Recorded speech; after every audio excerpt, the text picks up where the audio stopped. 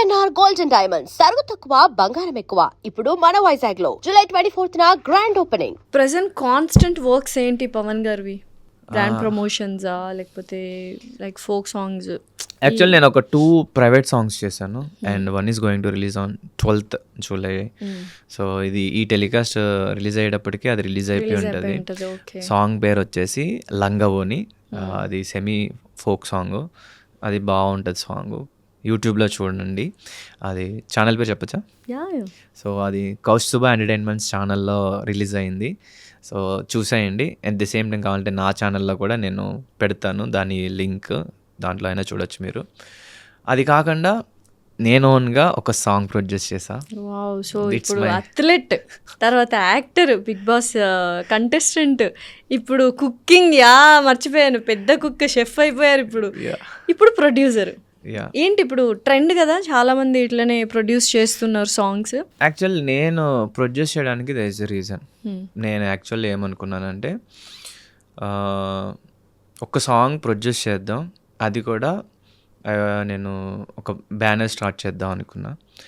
అది ఇంకా DP creative works అని పెట్టాలనుకుంటున్నా.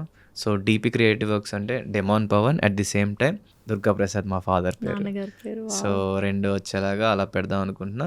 సో స్టార్టింగ్ అట్లీస్ట్ ఒక్కటైనా సరే మా డాడీ గుర్తుగా నేను చేయాలి అని చెప్పి I'm going to do this అనుకొని చేసామాట. సో బాగా వచ్చింది. అట్ ది సేమ్ టైం నేను నా బెస్ట్ ఫ్రెండ్ రీతుతోనే చేశాను. ఇద్దరు కలిసి సాంగ్ రాబోతుంది అయితే. ఈ మంత్ ఎండింగ్ అంటే ఈ మంత్ ఎండింగ్ లోనే రిలీజ్ చేద్దాం అనుకుంటున్నా. ఏంటి love song? Its about its about కపుల్కి సంబంధించి, అంటే న్యూలీ మ్యారీడ్ కపుల్ మ్యారేజ్ చేసుకునే ముందు ఏమనుకొని చేసుకుంటారు, ఎలా ఉంటారు. So it's a very nice. Producer గా ఎలా ఉంది? వాచిపోయింది సార్. అంటే చిన్న మూవీ, చిన్న సాంగ్ కాబట్టి నేను బెస్ట్ ట్రీట్మెంట్ ఇవ్వాలనుకుంటా. బికాస్ నేను ఎక్కడున్నా నాకు బెస్ట్ ట్రీట్మెంట్ కావాలనుకుంటాను కాబట్టి నేను మంచిగానే చేశాను. నేను చెప్పుకుంటే బాగోదు, మీరు నాతో వర్క్ చేసిన వాళ్ళని అడిగితే బాగుంటుంది. I tried my best. అకామిడేషన్లో కానీ, ఫుడ్లో కానీ, ఇంకా ఎవ్రీథింగ్ మాట. బడ్జెట్ కూడా బాగానే పెట్టాను. ఎంత అయ్యింది బడ్జెట్? చెప్పాలి, ఇది మీ బడ్జెటే కదా, చెప్పండి. ఒక్క సాంగ్ అంటే ఒక ఐడియా. ఇప్పుడు చాలా మంది యంగ్స్టర్స్ ఒక సాంగ్ ప్రొడ్యూస్ చేయాలి అన్నట్టుగా అనుకుంటున్నారు. వాళ్ళ కోసం అంటే ఇంకా ప్రమోషన్స్ ఏమీ చేయించలేదు ప్రస్తుతానికి. జస్ట్ ఓన్లీ షూటింగ్ కి మాత్రమే అయింది. అయితే 6 to 7 మధ్యలో అయింది. 6-7 లక్షలు ఖర్చు పెట్టారు ఒక పాటకి ప్రొడ్యూస్ చేసి. సూపర్, డోంట్ వరీ, చక్కగా హిట్ అయిపోతుంది. సాంగ్ నేమ్ వచ్చేసి బంగారం. బంగారం ఎవరికి ఎవరు బంగారం?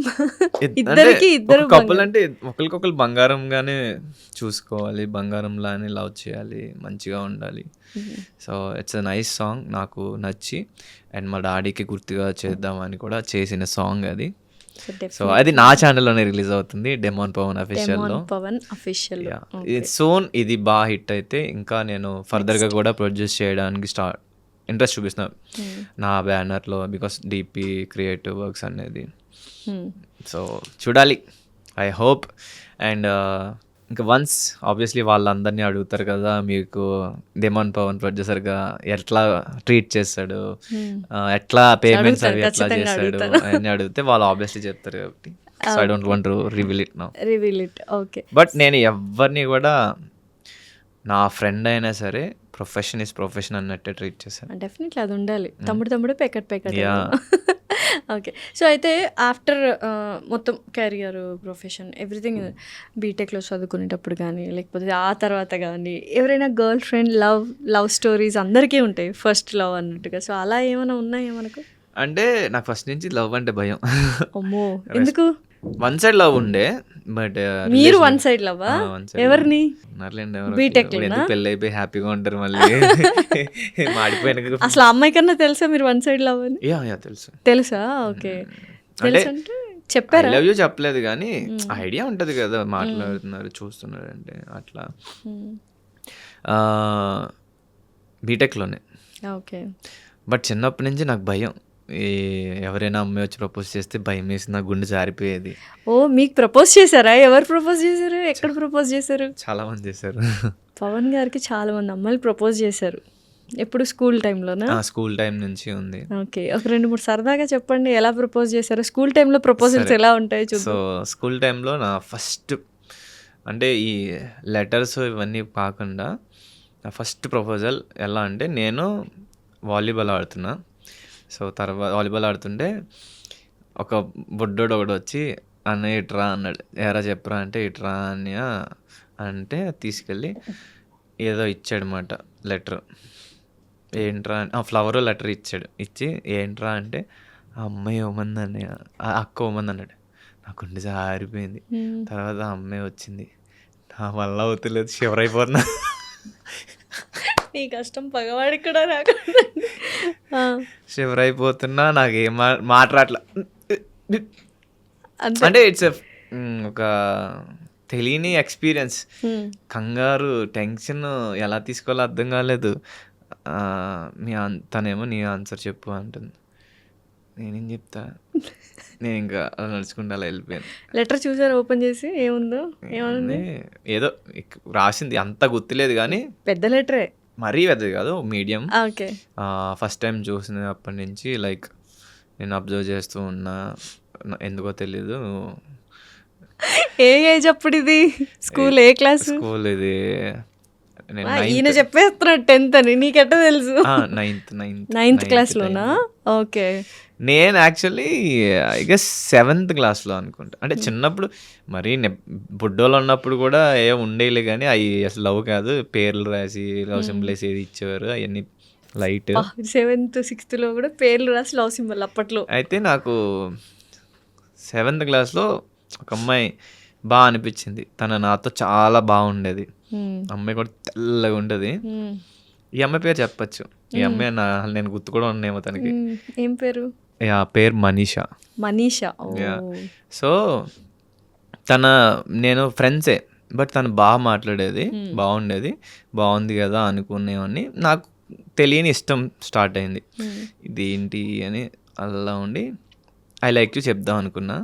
కట్ చేస్తే అది నేను నీకు ఒకటి చెప్పాలంది. అమ్మ బాబాయ్ అనుకున్నా. సూపర్. నాకే చెప్తుందేమో అనుకుంటే కట్ చేస్తే నేను ఇలాగా నా ఫ్రెండ్కి ప్రపోజ్ చేసింది, అది నాది చెప్పింది. అయ్యా, మీ ఫ్రెండ్కి ప్రపోజ్ చేసింది ఆ అమ్మాయి? సరే, నాది చెప్పింది. నేను ఇలా ప్రపోజ్ చేశాను అన్నది. వీణలు తెగిపోయాయిరా బాబ్జీ. సో బట్ నేను ఈ త్వరగానే యాక్సెప్ట్ చేస్తా. We need to accept.